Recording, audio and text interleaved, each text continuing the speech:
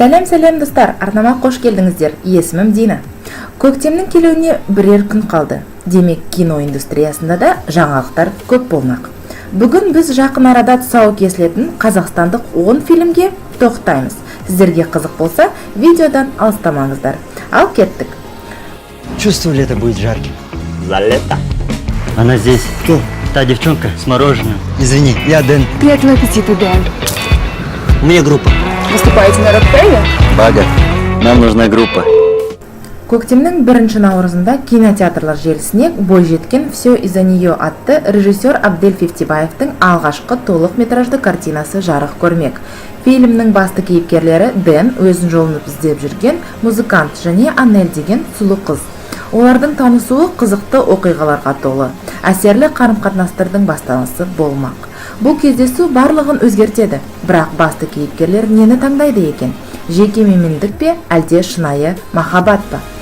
Фильм жастық шақ, махаббат, музыка және Алматы қаласы жайында болмақ. Басты рөлдерде Ерболат Ержанов, Алия Наурызбаева, Қуаныш Жылжақсынов, Алибек Искаков сынды тағы басқа актерлер. Картина шығарылымына Alma Pictures компаниясы атсалысқан. Басты продюсер Алмагүл Тілеуханова. Бәрімізге белгілі актер, режиссер, продюсер, сценарист Келінка Сабина 1 және 2 бөлім, Побег из аула, Тарас және тағы басқа сол сияқты атышулы картиналар авторы Нұртас Адамбай наурыз айының басында «Я жених» атты келесі комедиялық туындысымен таныстырмақ. «Я жених» фильмінің басты кейіпкерлері қауіпті әрі қызықты авантюраға түскен әріптестер. Жігіт бар болғаны өзінің әріптесінің болашақ жары ретінде таныстырып, оның ата-анасымен 5 күндік демалысты өткізу. Алайда бәрі оңайға соқпайды. Уақыт өте келе шындық ашылуы мүмкін. Міне сонда қызықтың бәрі басталады. Ехать со мной к моим родителям и выдать себя за моего жениха. Не, я серьезно говорю, извини, людей обманывать не буду я, ты чё? Басты рөлдерде Нұртас Адамбай, Гүлнара Селбаева, Санжар Мади. Фильмді Алматы қаласында рекордты 14 күнде түсіріп шыққан. Бастапқы атауы «Жених на 5 дней» болған, бірақ кейінірек ол «Я жених» атауына ауыстырылған. Сонымен қатар түсірілімге Жан Байжанбаев, Жанна Қуанышева, Ашим Ахметов, Данияр Алшинов сынды актерлер қатысқан. Атақты Баян Мақсатқызы Алагузованың кезекті туындысы ерекше болмақ. 8 наурызда заманауи Қазақстанда әлі болмаған «Сиситай» атты мюзикл жанрындағы фильм жарық көрмек. Баян Мақсатқызының продюсерлік орталығынан көптеген «Коктейль для звезды», «Осторожно, корова», «Махаббатым жүрегімде», «Қазақ аруы» және тағы басқа сол сияқты кейде сәтті, кейде сәтсіз фильмдер, телехикаялар шыққан. Мюзикл шығармашылық дағдарысқа тап болған продюсер Алиса Максутовна мен әнші болуды армандап жүрген «Сиситай» атты жас қыздың оқиғалар желісінде негізделген. Олардың кездесуі біреуіне шоу-бизнеске қайта оралу мүмкіндігі болса, біреуіне атақты әнші болу мүмкіндігі. Бірақ олардың серіктестігі армандардың орындалуымен қатар үлкен жетістіктерге де алып келеді. Сонымен қатар бұл қарапайым күлбикеш оқиғасы емес. Басты кейіпкер тентек, өр мінез қыз. Хочу представить вам моего друга, очень известного хореографа, Хаса. Я здесь главная звезда. И это мой мюзикл. Так что не путайся у меня под ногами. Режиссер креслосында Ернар Нұрғалиев. Сиситай рөлін кинода жаңадан қадам басып жүрген Айгерім Мергенбай. Қазіргі таңда Кеши тобының орындауындағы алғашқы саундтректі тыңдай аламыз. Жалпы бұл мюзикл болғандықтан біз әрине сапалы заманауи үнді саундтректерді күтеміз. Ну и невестка нам досталась. Даже УЗАТУ той не могут сделать. Я работаю на крутых шоу. Весь УЗАТУ я беру на себя. Что? Агашка, до ресторана Береке. Поехали. Мне дали деньги, чтобы я сегодня оплатил ресторан. Как последний дурак взял и оставил портфель с деньгами в такси. Қанағат Мұстафин мен Айдын Санмаханов бірігіп түсірген «Той любой ценой» кинофильмі наурыздың 21-нен бастап шықпақ. Желі ортасында теледидарлық режиссер көмекшісі Мақсат. Оның рөлін Наурыз КЗ, Тайталас, Районы сияқты кино мен телехикаялардан көрінген Шәріп Серік сомдайды. Туған қарындасының ұзату тойы қарсаңында мейрамханаға төлейтін ақшаны жоғалтып алған басты кейіпкер не істерін білмей қиын жағдайдан шығу мәселесін ойластыра бастайды.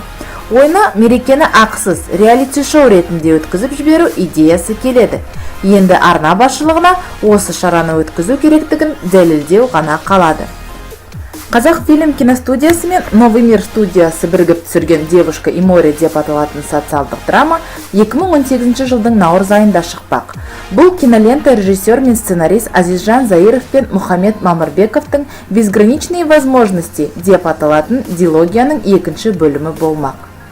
Басты кейіпкер Әсел мүгедек бойжеткен. Өз сырқатына қарамастан келіншек сүйікті жар, аяулы ана атанғысы келеді. Оның өміріне жылу мен пәк сезімдер сыйлайтын жан пайда болады. Өзінің бақытты болу арманына қол жеткізу жолында кейіпкеріміз көптеген әбігер мен қиыншылықтан өту керек.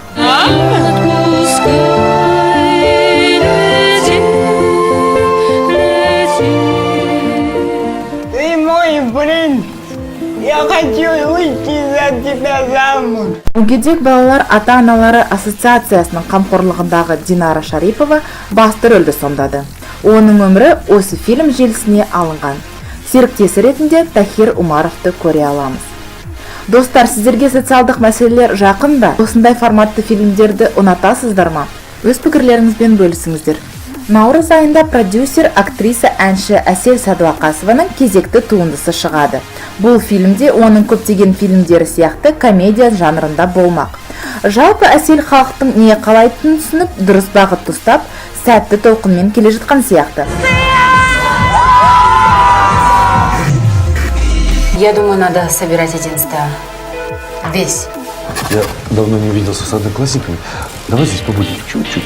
Я надеюсь, вы Карина и Мадина? Да. Бог все-таки есть. Дегенмен 8 қырлы бір сырлы бикештің басқа жанрларда өз продюсерлік өнерін көрсете алады деген үміттеміз. Фильмге оралатын болсақ, кейіпкерлер 15 жыл бұрын мектепті бітіріп, қайта жиналып, бас қосуға бел буған сыныптастар. Күттірмеген дауыл күшейген соң достар бір үй-жайда қалуға мәжбүр болады. Өзгеріп кеткен жолдастарымен қайта танысу кейіпкерлеріміз үшін күлкілі, қызық, кейде жайсыз оқиғаларға әкеп соқтырады. Қоюшы режиссер Ернар Нұрғалиев. Асқар Бейсенбиннің «Жена не стена» атты комедиялық картинасы сәуір айында жарық көрмек. Бұл картинада халық үшін кезекті комедия. Сұраныс көп болса, ұсыныста неге болмасқа, солай емес пе? «Жена не стена» бір отбасының ортасында өріс алған комедиялық оқиға. Қарапайым қазақи жанұя, бірақ жастар арасында сезімнің суып бара жатқаны байқалады. Оған кінәлі күйеу жігіттің басқа бикешке деген ынтасы. Жанұясын аман алып қалуға бел буған келіншек күйеуінің көңілдес әйелін тауып алып, онымен ақылмен, даналығымен бөлісіп сөйлеспек болады. Алайда ол жақтағы қызда жай әншейін берілейін деп отырған жоқ. Ары қарай не болатынын кинотеатрларда біле жатармыз. Көктем айының бірінде Нұртас Адамбайдың «Лифт» деп аталатын келесі картинасы жарық көреді деп болжалынады. Жалпы картина өткен жылдың ақпан айында түсіріліп қойған, бірақ белгісіз жайттарға байланысты фильмнің жарық көру бірнеше рет кейінге қалдырылған. «Лифт» фильмі психологиялық триллер болмақ. Басты рөлдерде Жандос Айбасов пен Испек Абилмажинов. Басты кейіпкерлердің біреуі қарт күзетші, біреуі жас кәсіпкер. Айналайын, следи за словами. Бабки сейчас все решают. Почему вы себе считаете лучше других, а? Кто вам такое сказал? Мені успокаивать этим сенгім. Екі түрлі таптың өкілдері. Жағдайлардың тоғысуы аясында екі кейіпкер бір жедел сатыда тұрып қалып, бір-бірімен 3 тәулік бойы уақыт өткізуге мәжбүр. Екі жақтың да өмірлік ұстанымдары мен пікірлері әртүрлі. Әр қайсысы өзінің сенімдерін дұрыс деп санайды. Автордың айтуы бойынша, бұл өмірге деген мүлдем әртүрлі пікірлердің қақтығысы. Жалпы мен социалдық мәселелерді көтеретін картиналарды өте жақсы көремін. Және бізде де осындай жанрлар сіңісіп, қарқынды дамиды деген үміттемін. Мүмкін бұл комедиялар сияқты үлкен жетістікке жеткен фильм болмаса да, қызығушылық тудыратын сияқты. Әрине сапасы да жоғары деңгейде болады деген үміттеміз. Сәуір айында қазақстандық көрермендерді хоррор жанрындағы «Во мраке» атты отандық фильм қуантады. Сюжетке келетін болсақ, басты кейіпкер студент жігітке тау бөксесінде қарғысқа ұшыраған жұмбақ жердің бары туралы хабарлама келеді. Бұл хабарлама кейіпкерімізді қызықтырып, Ол өзімен бірге достарын алып, сол жерге бармақшы болады. Белгілі жерге келген соң, жолдастар тұзаққа түсіп қалғандығын түсінеді. Бұл жерлерде ежелгір қорқынышты бейненің мекендейтіні түсінікті болады. Ал көрермендерге хабарламаны кім жібергені және ол арқылы неге қол жеткізгісі келгені жайында білу ғана қалады. Басты кейіпкерлерді жас актерлер Данияр Бейісов, Алмас Жарасқан, Сабина Ералина, Алмас Усенов және тағы басқалар сомдайды. Доча, а это папа. Я же просила не звонить, когда я на работе. Ты только не падай, но я в Шри-Ланке.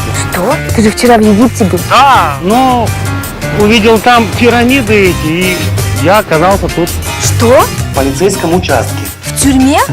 Он.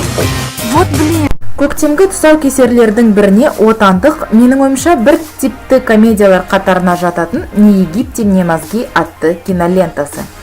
Фильм түсірілімдері Шри-Ланка мемлекетінде және Қазақстанда өткен. Бастапқы атауы «Папина дочь» или «Не Египте, не мозги» деп аталған. Кейінірек атаудың соңғы сөйлемі ғана қалдырылған. Режиссер мен автор ретінде «Зажигай», «Алналашы мені» сияқты толық метражды фильмдер авторы Джайми Бейсенов көрсетілген. Айта кететін жайт, фильм атауында географиялық байланыс жоқ. Авторлардың айтуы бойынша, бұндай фраза Кеңес одағы кезінде кеңінен таралған. Сюжет желісіне оралатын болсақ, оқиға каскадер болып жұмыс істейтін бойжеткенмен оның әрқашан түрлі оқиғаларға тап болатын сері әкесі жөнінде. Шри-Ланка түрмесіне түсіп қалған әкесін құтқару жолында кейіпкеріміз түрлі жағдайларға тап болады. Және әкесін құтқару үшін оған тек қана 2 күн беріледі. Басты рөлде актриса және каскадер Жібек Жаппасбаева. Серіктесі болып Фархат Күлбаев көрсетілген. Сонымен қатар фильмде Төлепберген Байсақалов пен Ерден Телемисовтерді көреміз. Достар, егер сіздерге осындай форматты видеолар ұнаса, лайк басуды ұмытпаңыздар және арнаға жазылыңыздар. Сіздердің комментарияларыңыз әрқашан маған шабыт сыйлайды. Рахмет көп-көп, келесі кездескенше.